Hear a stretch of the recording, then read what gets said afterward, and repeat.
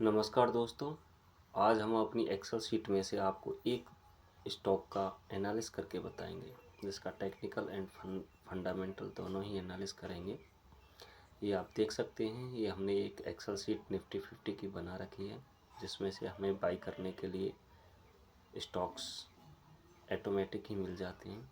अगर इस Excel sheet के बारे में आप डिटेल से जानना चाहते हैं तो हम इस पर भी एक वीडियो बना देंगे, जिसके लिए आप हमें कमेंट में लिख सकते हैं।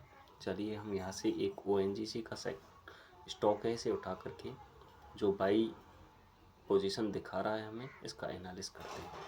इसका टेक्निकल एनालिस करने के लिए अपन देखते हैं तो इसमें एक सपोर्ट पर खड़ा हुआ है। Long time monthly time frame पर देखा जाए तो इसने काफ़ी बार यहाँ से सपोर्ट लिया है और लगता है कि अब यहाँ से भी अपना सपोर्ट लेगा।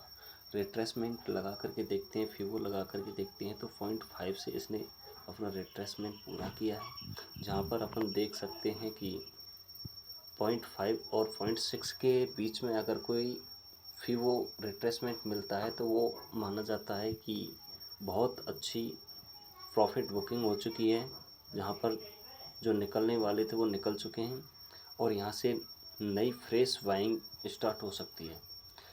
तो अब हम इसे डे टाइम फ्रेम पर शिफ्ट करके देखते हैं तो हम देखते हैं कि कई दिन से ये एक ट्रेंड लाइन को फॉलो करता हुआ आ रहा है, जिस ट्रेंड लाइन का हम ब्रेक करने का इंतज़ार करेंगे। इस ट्रेंड लाइन के ऊपर इस स्टॉक ने एक रेजिस्टेंस भी बना रखा है, यानी इसे हम कह सकते हैं कि यहाँ पर ये थोड़ी देर रुक सकता है। तो हम फर्स्ट टारगेट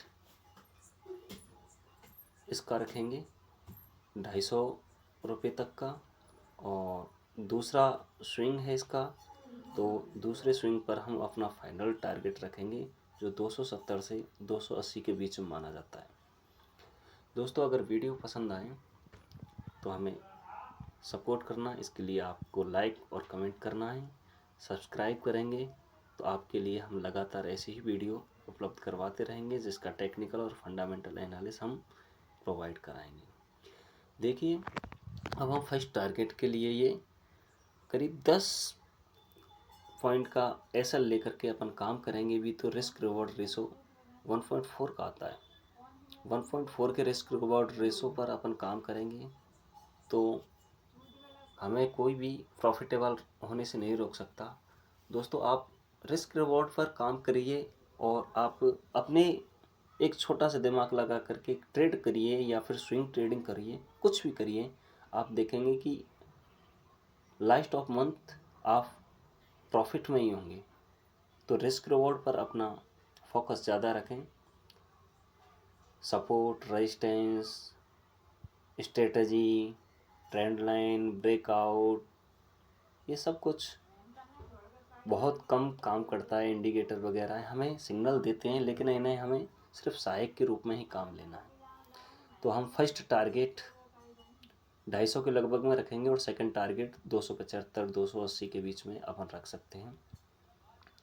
इसका फंडामेंटल एनालिसिस देखें तो हम देख पाएंगे कि इसका फंडामेंटल अभी जो स्टॉक गिरा हुआ है, इसकी वजह से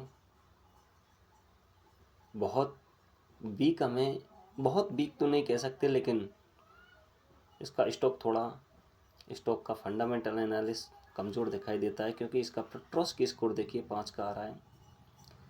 इसका मार्केट कैप बहुत अच्छा है, अपने पीयर्स में सबसे बड़ी कंपनी है।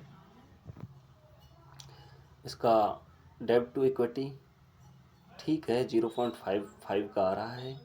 इसका इंट्रिंसिक वैल्यू और H2C L2C देखा जाए तो बहुत अच्छा दिखाई देता है। इंटरेस्ट कवरेज रेशो भी इसका बहुत अच्छा है। तो इस हिसाब से हम देख सकते हैं, कह सकते हैं कि इसका जो फंडामेंटल एनालिसिस है वो ज़्यादा ख़राब भी नहीं है। इसके प्रॉप्स और कॉन्स दोनों ही देखें तो प्रॉप्स हमें ठीक दिखाई देते हैं और कॉन्स हैं जो हमें ज़्यादा ऐसा इफ़ेक्टिबल नहीं दिखाई देते हैं। 9% की ग्रोथ बहुत होती है अगर आप ईयरली इसे अचीव करते हैं। तो ये 9 की ग्रॉस बता रहा है, वो ठीक है, अच्छी है। कुल मिलाकर के 9 से 10% की रिटर्न भी आप साल में, मंथ में निकालते हैं तो बहुत अच्छा है। ये अपने पीयर्स में देखिए सबसे लार्जेस्ट कंपनी है। इसके फंडामेंटल एनालिस मुझे ठीक लग रहे हैं। 3 ईयर डेब्ट है, वो थोड़ा सा इंक्रीज हुआ है बट मैनेजेबल है। अन्य कंपनियों की तुलना में इसकी मार्केट कैप और डेब्ट का थोड़ा इशू है। इसके प्रॉफिट को देखें, क्वार्टरली प्रॉफिट लगातार बढ़ा हुआ है, जो 11,500 के लगभग पहुंच चुका है। इसका ईयरली प्रॉफिट देखें, ईयरली प्रॉफिट भी हमें लगातार बढ़ते हुए दिखाई दे रहा है, जो 38,000 से लेकर के 40,000 तक पहुंच गया है। इसके जो CAGR है वो हमें अभी नेगेटिव में दिखाई दे रहा है, क्योंकि ये लगातार स्टॉक गिरता हुआ आया है। और जब हमें डर लगता है तभी हमें बाइंग करने का मौका मिलता है। तो इस जगह सभी बायर्स अपनी पोजीशन निकाल चुके हैं। इसकी होल्डिंग देखें, इसकी बैलेंस शीट देखें, इसका कैश फ्लो देखें, तो हमें कैश फ्लो ज़्यादा तो दिखाई नहीं देता है, लेकिन मैनेजेबल है। कैश फ्लो भी नहीं होता है कंपनी के पास तो भी अच्छा रिटर्न निकाल करके देती है हमें। इसके बोरोइंग है और रिजर्व्स बड़े हैं। अन्य रिसोर्स के बारे में देखें तो ये भी हमें ठीक दिखाई देते हैं।